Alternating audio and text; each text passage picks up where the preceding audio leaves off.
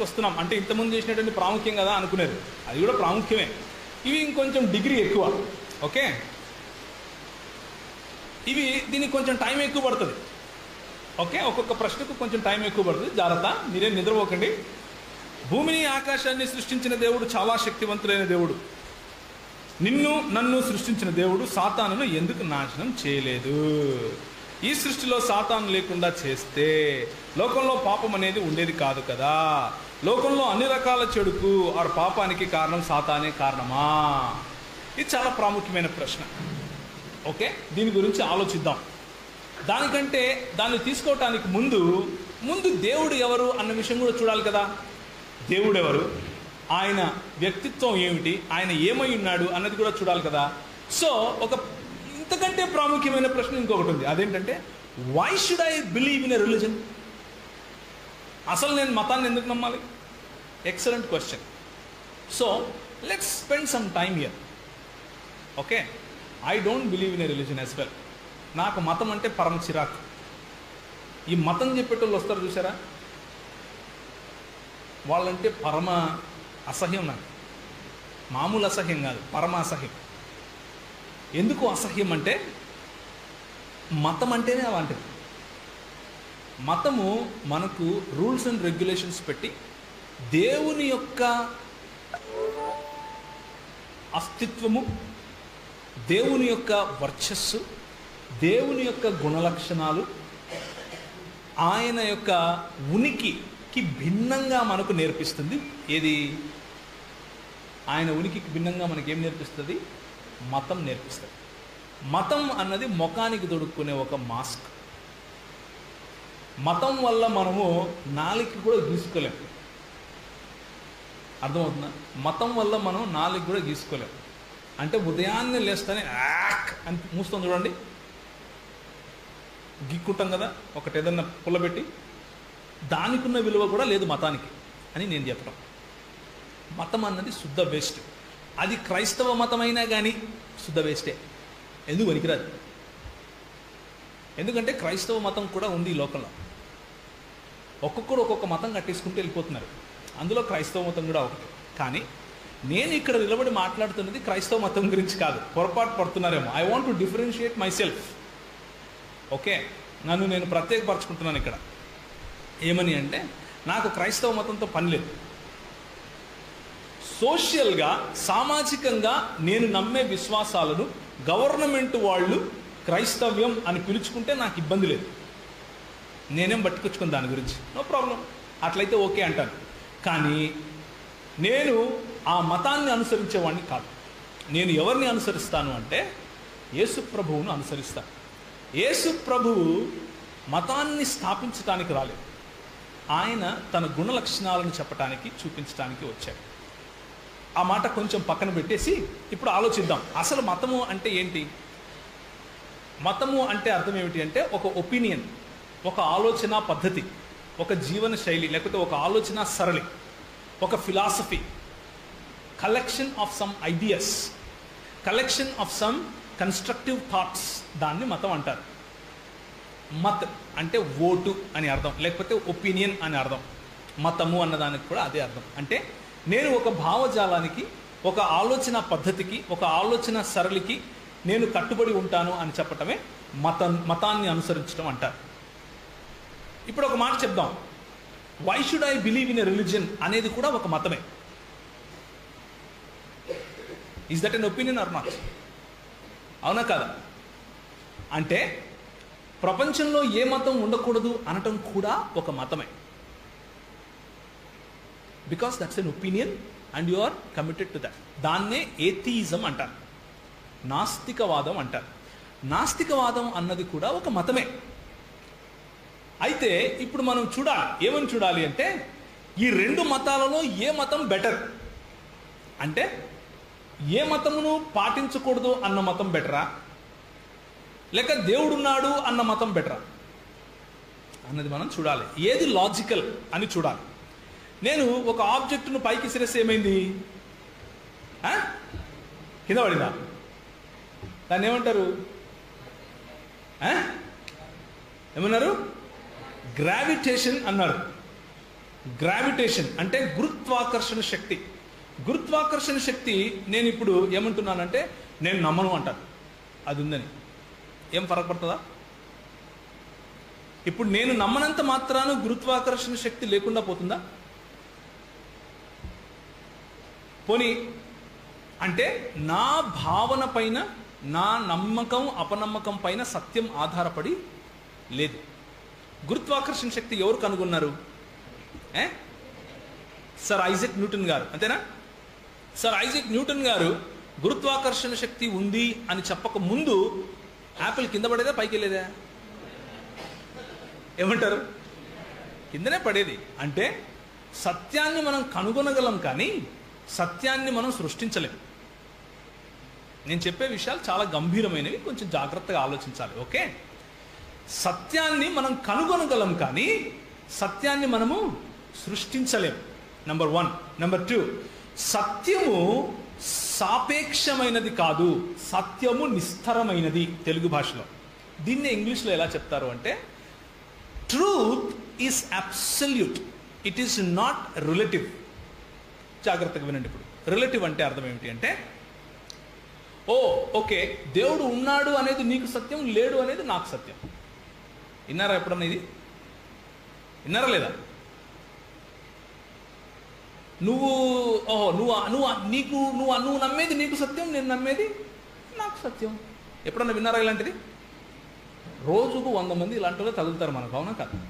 మీరు వెళ్ళి యేసుప్రభు గురించి ఎవరైనా చెప్తే నువ్వు యేసుప్రభు నమ్ము, నేను ఇంకొకటి నమ్ముతాను, దాన్నేముంది? సో ఇప్పుడు మనం కొంచెం ఆలోచించాలి. సత్యం అనేది అందరికీ ఒకే రకంగా చెందుతుందా, లేకపోతే చెల్లుతుందా, లేక మన నమ్మిక అపనమ్మికల మీద ఆధారపడి ఉంటుందా అని చూడాలి. ఉదాహరణకు 2 రెళ్ళ 4 అన్నది, నువ్వు 2 రెళ్ళ 4 నీకు, నాకు 2 రెళ్ళ 5 అన్నాను అనుకోండి, అది చెల్లుతుందా? అది ఎందుకు? సత్యము అది దేవుని గురించా కాదా అనేది పక్కన పెట్టండి. ఏ సత్యము సత్యము అన్నది మళ్ళీ ఆలోచిద్దాం. ముందు సత్యం అన్నది దాని గురించి ఆలోచిస్తున్నాం. సత్యం అన్నది అందరికీ, అన్ని చోట్ల, అన్ని భావనలకు, అన్ని ప్రదేశాలలో, అన్ని కాలాలలో సమానంగా, సమతుల్యంగా అందరికీ చెందాలి అన్నది ఒక స్టేట్మెంట్. దీన్ని ఖండించి చూడండి, ప్రయత్నించండి. ఉదాహరణకు నేను ఉదయం అడిగాను, సత్యం అన్నది తెలుసుకోగలం అని నేను చెప్తున్నాను. మీరు లేచి లేదు సత్యం అన్నది తెలుసుకోలేము అన్నారనుకోండి, నేనేమని ప్రశ్నిస్తాను మిమ్మల్ని? సత్యం అన్నది తెలుసుకోలేము అని చెప్తున్నావు కదా, ఆ మాట సత్యమేనా అని అడుగుతాను. అవునా? అది సత్యమే అని మీరంటే నేనేమంటాను? మరి సత్యం తెలుసుకున్నావుగా అంటాను. అవునా? నవ్వుతాను.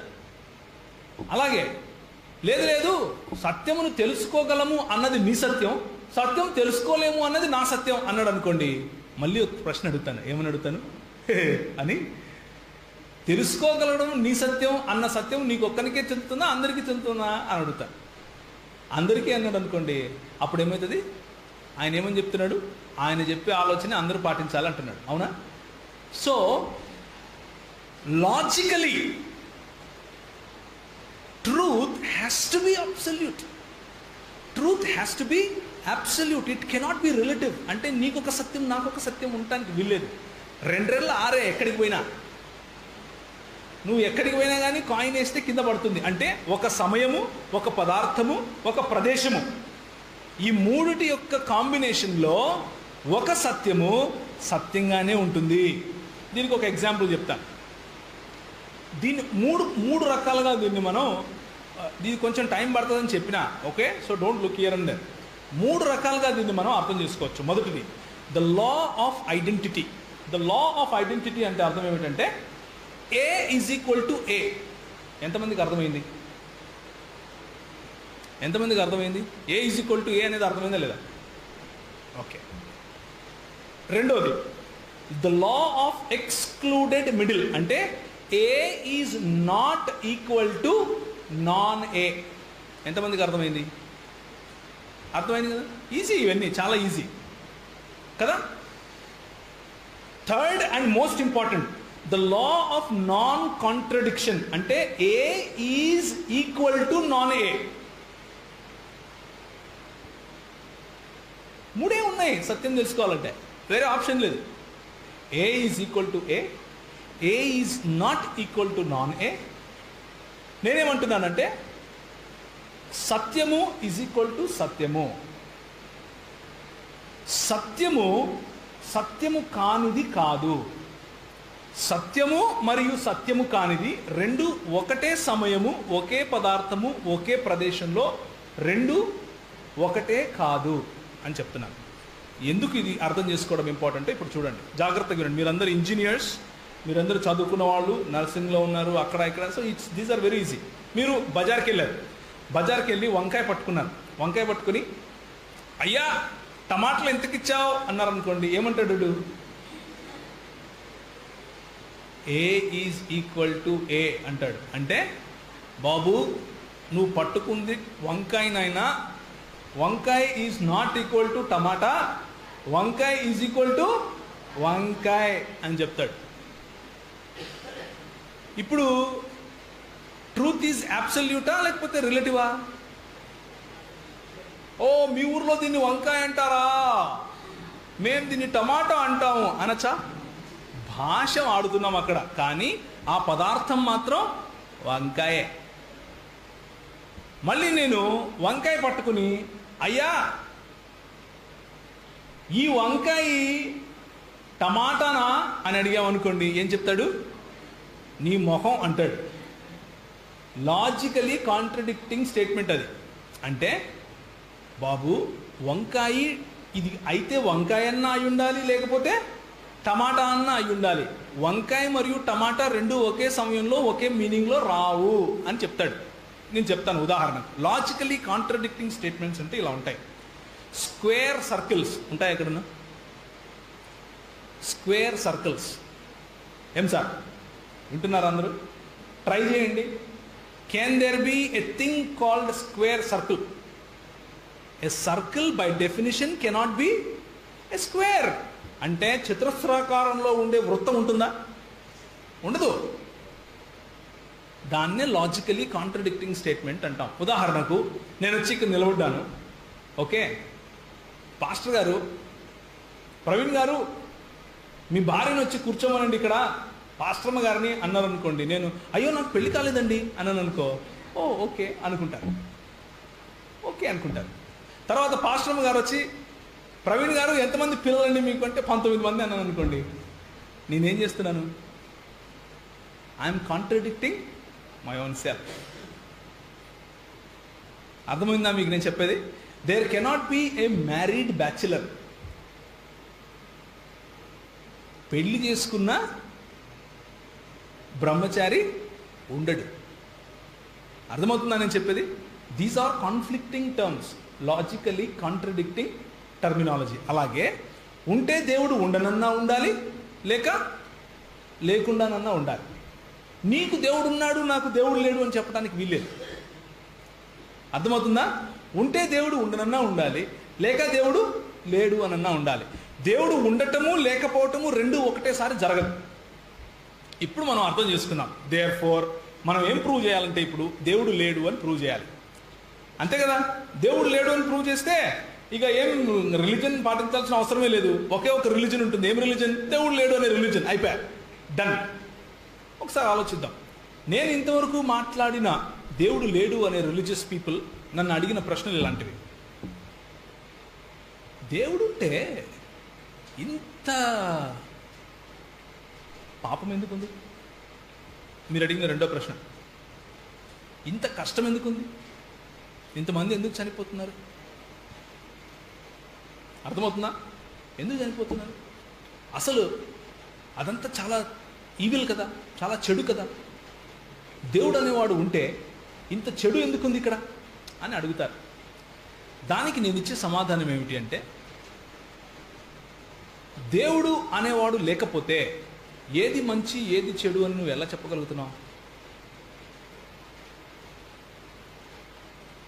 How do you know that something is good or something is bad if you don't have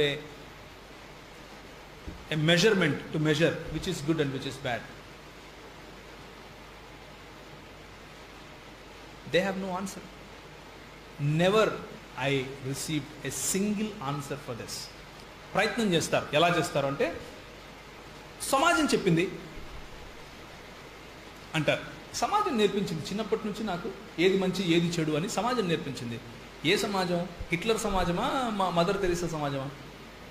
Hitler సమాజంలో దొరికినోడిని దొరికినట్టు ఊచకొత్త కోయడం మంచిది, ఆ సమాజమా? లేక మదర్ తెరీసా సమాజంలో దొరికినోడిని దొరికినట్లు హత్తుకుని వాళ్ళకి సేవ చేయటం, ఏ సమాజం? What is the scale? How do you define what is good if you don't have God? If there is a moral law అంటే, మోరల్ అంటే నైతిక విలువలు కలిగినటువంటి ఒక శాస్త్రము, నైతిక విలువలు ఉన్నటువంటి ఒక ఆలోచన మనకు ఉంటే, ఆ నైతిక విలువలు పెట్టింది ఎవరు అన్న ప్రశ్న వస్తుంది. దానికి ఈ మతాన్ని పాటించకూడదు అని చెప్పే మతం సంబంధించిన వాళ్ళు ఏం చెప్తారు అంటే, లేదండి మారల్ అబ్సల్యూట్స్ అనేటివి అసలు లేవు, మారల్ అబ్సల్యూట్స్ అనేటివి అసలు లేవు, అవి అవుట్ ఆఫ్ నథింగ్ వచ్చాయి అంటారు. అవుట్ ఆఫ్ నథింగ్ వచ్చాయి అనడమే దేవుడు ఉన్నాడు అని ఒప్పుకోవటం. బికాజ్ దేవుడు లేని వాళ్ళకి ప్రిమిసెస్ ఏమిటి అంటే ఎవ్రీథింగ్ ఈజ్ ఫిజికల్. పదార్థము మాత్రమే సత్యం, పదార్థం మాత్రమే, లేకపోతే ఫిజికల్గా ఉన్నది మాత్రమే సత్యమైనప్పుడు how can you even question what is good and what is bad? అర్థమవుతుందా నేను చెప్పే ప్రశ్న? అర్థం కాలేదా? ఇంకోసారి అడగమంటారా? హలో, అర్థం కాలేదా? కాలేదు, మళ్ళీ అడుగుతా. చాలా సింపుల్, జాగ్రత్తగా వినండి. నేను ఏ మతాన్ని లేకపోతే దేవుడు ఉన్నాడు అని నమ్మేవాడిని కాదు. నేను లేచి ఏమంటున్నాను అంటే, ఇది ఘోరం, దేవుడు ఉంటే ఇలా జరగదు అన్నాను. అంటే మీరు దైవభక్తి గలవాడు వచ్చి ఏమంటున్నారు అంటే, ఇది ఘోరం అని నీకు ఎలా తెలుసు అని అడుగుతున్నారు. నేను ఆన్సర్ చెప్పాలి కదా. అంటే ఎలా తెలుసు అంటే, నాకు అది ఘోరం అనిపించింది. నీకు ఘోరం అని ఎందుకు అనిపించింది అంటే, తప్పు కాబట్టి. తప్పు ఒప్పు అన్నది నీకు ఎలా తెలుసు? నా దగ్గర ఏం ఆన్సర్ ఉండదు. నాకు వీళ్ళు నేర్పించారు ఏ సమాజం ప్రకారం తప్పు, ఏ సమాజం ప్రకారం తప్పు కాదు. చివరికి నేను నా 17 సంవత్సరాల నా పరిచర్యలో నేను కనుక్కున్నది ఒకటే, వాళ్ళ దగ్గర ఆన్సర్ ఉండదు. లాస్ట్కి ఏం చెప్పాలి అంటే, అవునండి దేవుడు ఉన్నాడు అని ఒప్పుకోవాల్సి ఉంటుంది. వాళ్ళు అడిగే ప్రశ్ననే వారికి సమాధానం. ఇంకొకటి, దీన్ని ఏమంటారంటే ప్రీసపోజిషనల్ అపాలజెటిక్స్ అంటారు. ఇంకొకటి, ఒక ఆయన గ్రెగ్ బాన్సన్ అనే ఆయన అమెరికాలో కాలిఫోర్నియాలో డిబేట్ చేస్తున్నాడు ఒక ఏ మతం నమ్మకూడదు అనే మతానికి చెందిన వ్యక్తితో. ఓకే, డిబేట్ చేస్తూ ఆ వ్యక్తి అడిగాడు, show me one thing that is true, logical but not real. అంటే నువ్వు చెప్తున్నావు కదా దేవుడు ఉన్నాడని, నిజంగా ఉన్నాడు అంటున్నావు, సత్యం అంటున్నావు, కానీ కనిపించడు, ఎక్కడున్నాడు నేను చూపిలేని అంటున్నావు, అలాంటిది ఒక్క ఎగ్జాంపుల్ చెప్పు అన్నాడు.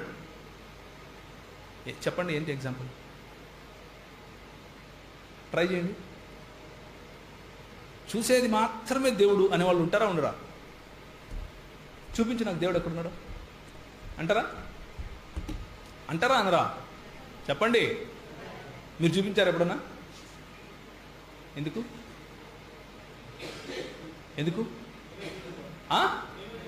మీరే చూడలేదు కాబట్టి.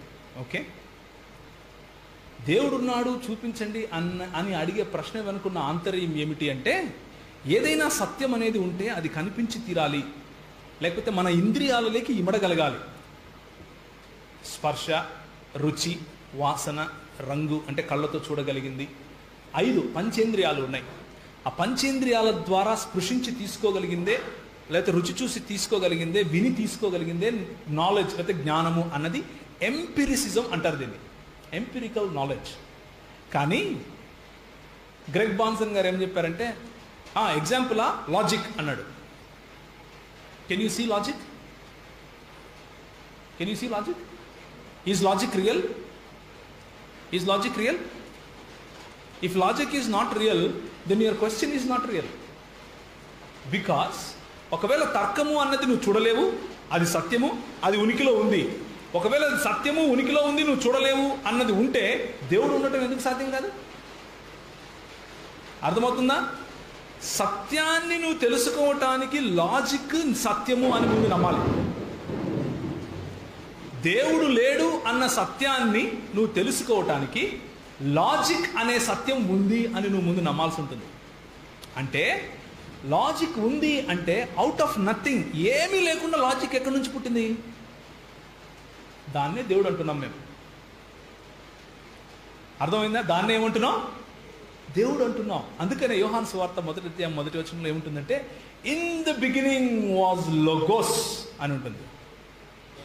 లోగోస్ అన్న పదం నుంచే లాజిక్ వచ్చింది. ఆది యందు ఏముండెను? లోగోస్ ఉండెను.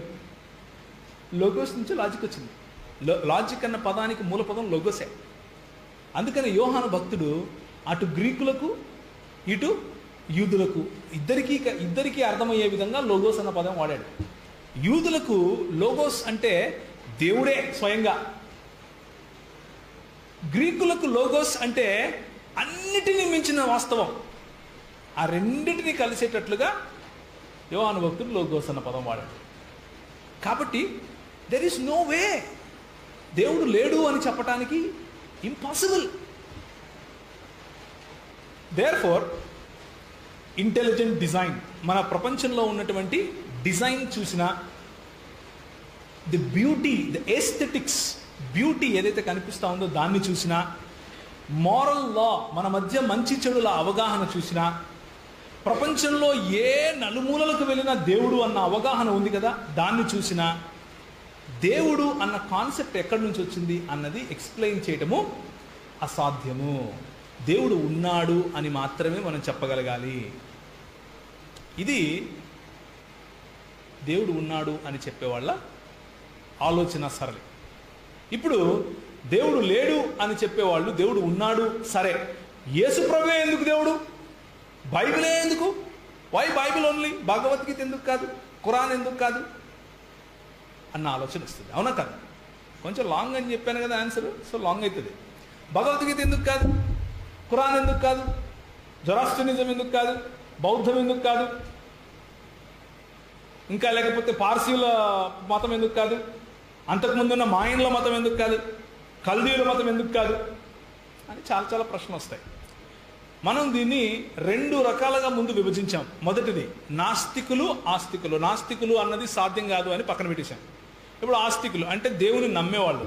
ఈ దేవుని నమ్మే వాళ్ళను మనం కొన్ని భాగాలు చేద్దాం. మొదటిది ఏకేశ్వరవాదం, అంటే ఒక దేవుణ్ణి ఆరాధించాలి. రెండవది జగదభిన్నవాదం, అంటే దేవుడు సృష్టి ఒకటే అని చెప్పటం, లేకపోతే దేవుని నుంచే సృష్టి మొదలైంది, దేవుని నుంచే సృష్టి అలా ఫ్లో అవుతా ఉంది అని చెప్పటం. మూడవది బహుదేవతారాధన, అంటే పాలిథియిజం. ఇంకా చాలా ఉన్నాయి. మనకు సూట్ అయ్యేది ఈ 3 కాబట్టి 3 తీసుకుందాం ప్రస్తుతానికి, ఎందుకంటే మన దేశంలో ఇవే ఎక్కువ ఉన్నాయి కాబట్టి. మొదటిది ఏకేశ్వరవాదం, ఒక దేవుణ్ణి ఆరాధించడం. ఇందులో వచ్చే మతాల పేర్లు ఏంటి అంటే క్రైస్తవ్యం, యూదా మతం, ఇస్లాము మరియు క్రైస్తవ యూదా సముదాయానికి చెందినటువంటి కల్ట్స్, అంటే భిన్న తెగలు. ఓకేనా? 2 ప్యాంథియిజం లేకపోతే జగదభిన్నవాదం. దీంట్లో వచ్చేది ఏంటి అంటే అహం బ్రహ్మాస్మి లేకపోతే తత్వం వసి అని చెప్తారు కదా, ఆ హైందవ క్లాసికల్ హిందూయిజం. పాపులర్ హిందూయిజం కాదు. పాపులర్ హిందూయిజం వచ్చేసి మూడోది, అది బహుదేవతారాధన. ఓకేనా? అంటే చదువుకున్న తెలిసినటువంటి ఒక హైందవుణ్ణి అడిగితే అందరూ దేవుళ్ళే అని చెప్పడు. అంటే చాలామంది దేవుళ్ళు ఉన్నారు మాకు అని చెప్పడు. ఏం చెప్తాడు అంటే దేవుడు నువ్వు ఒకటే అని చెప్తాడు. ఉదాహరణకు శ్రీ వివేకానందుడు, శ్రీ అద్వైత సిద్ధాంతాన్ని ప్రపోజ్ చేసినటువంటి శ్రీ శంకరాచార్యుడు, అలాగే రాధాకృష్ణ గారు, మన ఫార్మర్ ప్రెసిడెంట్ గారు, ఇలాంటి వాళ్ళందరూ కూడా అద్వైతం లేకపోతే ప్యాంథియిజాన్ని ప్రపోజ్ చేస్తారు. ఇప్పుడు ప్యాంథియిజం, పాలిథియిజం వర్సెస్ ఏథియిజం చూద్దాం. 2 నిమిషాల్లో ముగిస్తాను. దేవుడు ఒకడే ఎందుకు అయి ఉండాలి అంటే, how many infinities can you think? How many infinities can you think? Do you see numbers? 1. If I say 1, what do you see? Where? How do you see 1? How does it look like? ఒకటి కనిపిస్తుందా? Are numbers real? Numbers అన్నవి నిజమేనా, సత్యమా? We don't know. Numbers are abstracts, concepts, అంటే metaphysical అంటారు, అంటే పదార్థానికి అవతల ఉన్నవి. అలాంటి వాటిల్లో ఇన్ఫినిటీ అన్నది కూడా ఒక మెటఫిజికల్ నంబర్. ఇన్ఫినిటీ అంటే ఏంటి? నిత్యత్వం. ఎన్ని నిత్యత్వాలు ఉంటాయి చెప్పండి? How many infinities is virtually a possibility? There can be only one infinity. Infinity plus infinity అన్న ఇన్ఫినిటీయే. నువ్వు ఇన్ఫినిటీతో మల్టిప్లై చేసిన ఇన్ఫినిటీనే వస్తుంది, డివైడ్ చేసిన ఇన్ఫినిటీ వస్తుంది, ఏం చేసినా ఇన్ఫినిటీ వస్తుంది. There is only one infinity. Therefore దేవుడు అనంతుడు అయితే ఒకడి కంటే ఎక్కువ ఉండటానికి వీల్లేదు. అర్థమైందా? సో బహుదైవారాధాన్ని పక్కన పెడదాం. ఇప్పుడు మిగిలింది రెండే, ఏకేశ్వరవాదం వర్సెస్ జగదభిన్నవాదం, విచ్ ఇస్ సృష్టి మరియు దేవుడు ఒకటే అని చెప్పటం. సృష్టిలో నుండే దేవుడు, లేకపోతే దేవునిలో నుండే సృష్టి వస్తుంది. అయితే ఆ మాట చెప్పేవారు ఏం చెప్తారు అంటే, అహం బ్రహ్మాస్మి, నేనే దేవుణ్ణి అని చెప్తారు. ఇప్పుడు అడగాల్సిన ప్రశ్న ఏంటంటే, ఎవరితో మాట్లాడుతున్నావు అని అడగాలి. అర్థమైందా? వేరే వాళ్ళతో మాట్లాడుతున్నారు అంటే ఇంకొకటి ఏదో ఉందని. దీన్ని ఏమంటారు అంటే the theory of non duality అంటారు. అంటే నాన్ డ్యుయాలిటీ అంటే ఏంటంటే అద్వైతము, ద్వైతము కానిది, రెండు లేవు, ఒకటే రియాలిటీ ఉంది అని చెప్తాం. కానీ క్రైస్తవ దృక్పథం ఏమిటి అంటే, ఒక దేవుడు ఉన్నాడు, ఆయన సృష్టిని చేశాడు, రెండే రెండు కేటగిరీస్ ఉన్నాయి. This is duality. దేవుడు మరియు దేవుడు కానిది, సృష్టికర్త మరియు సృష్టి, రెండే రెండు కేటగిరీస్ క్రైస్తవ సిద్ధాంతానికి ఉన్నాయి. మిగిలిన సిద్ధాంతం అంటే హైందవ సిద్ధాంతానికి ఏముంది అంటే, దేవుడు మరియు సృష్టి మరియు సృష్టికర్త రెండు ఒకటే అన్నది. ఒకవేళ సృష్టి మరియు సృష్టికర్త రెండు ఒకటే అయితే మనలో ఉన్న భావనలకు అర్థం లేదు. మనలో సృష్టికర్తలాగా అవ్వాలి అన్న రియలైజేషన్ రావడానికి అర్థం లేదు. అది సమయం దొరికినప్పుడు మనం చూద్దాం. ఇంకా చాలా సమస్యలు ఉన్నాయి. ఉదాహరణకు అందులో నుంచి వచ్చినటువంటి ఒకానొక కాన్సెప్ట్ బౌద్ధిజం, బుద్ధిజం. దాంట్లో ఏమంటారు అంటే, కోరికలే సమస్య, కోరికలను జయిస్తే మనకేం దొరుకుతుంది? మోక్షం లేకపోతే నిర్వాణ దొరుకుతుంది అని అంటారు. అంతే కదా? సో ఇప్పుడు కోరికలను జయించాలి అన్నది కూడా ఒక కోరికే కదా? ఏమంటారు? అవునా కదా? కోరికలను జయించాలి అన్న కోరిక ఎప్పటికీ ఉండిపోతుంది. అయితే దేర్ ఫోర్ ఇన్ జనరల్ లేకపోతే ఫిలసాఫికలీ కోరికలను జయించడం అసాధ్యం. దేర్ ఫోర్ మోక్షం రాదు. అర్థమవుతుందా లే మీకు? దేర్ ఫోర్ ఒకే ఒక్క వికల్పం దొరుకుతుంది. ఏంటి అంటే అది ఒక దేవుడు ఉన్నాడు అని నమ్మితీరా. ఆ దేవుడు క్రైస్తవ దేవుడే ఎందుకు కావాలి, ముస్లాం దేవుడు ఎందుకు కాదు అని ఆలోచించాలి. ఎందుకు అంటే, ఇప్పుడు క్రైస్తవ దేవుడైనా, ఇస్లాం దేవుడైనా, యూదామత దేవుడైనా, ఎవరైనా సరే ఆయన తన్ను తాను ఏ విధంగా బయలుపరుచుకున్నాడు అని చూడాలి. ఆయన బయలుపరుచుకున్న దాంట్లో ఆయన సర్వజ్ఞుడా, సర్వవ్యాప, సర్వము తెలిసి అంటే సర్వము చేయగలవాడా, ఆమ్ని బినవలెంట్ అంటే అన్నిటి యందు మంచితనము గలవాడా అని చూడాలి. క్రైస్తవ దేవుడు తప్ప, క్రైస్తవ్యంలో బైబిల్లో చెప్పిన ఈ దేవుడు తప్ప ఇస్లాంలో ఉన్న దేవుడు సర్వశక్తిమంతుడు కాదు, సర్వజ్ఞుడు కాదు, సర్వవ్యాపి కాదు, సర్వమును ప్రేమించేవాడు కూడా కాదు. దేర్ఫోర్ మతాన్ని పాటించొద్దు, కానీ ఈ దేవుణ్ణి మాత్రం అనుసరించు, అది మంచిది. వేరే ఆప్షన్ లేదు. There is only one option. Either you accept this God are reject this God. You reject this God and he is so loving. ఆయన ఎంత ప్రేమమయుడంటే నువ్వు రిజెక్ట్ చేసినా కానీ ఆయన పట్టించుకోడు నిన్ను. నో ప్రాబ్లం అంటాడు. ఎందుకు అంటే హీ బిలీవ్స్ ఇన్ ఫ్రీడమ్. ఆయన స్వేచ్ఛయందు లేకపోతే స్వాతంత్రమందు ఆయన విశ్వాసం ఉంచుతాడు. కాబట్టే సాతానును ఇంకా చంపలేదు, వాడికి కూడా స్వాతంత్రం ఇచ్చాడు.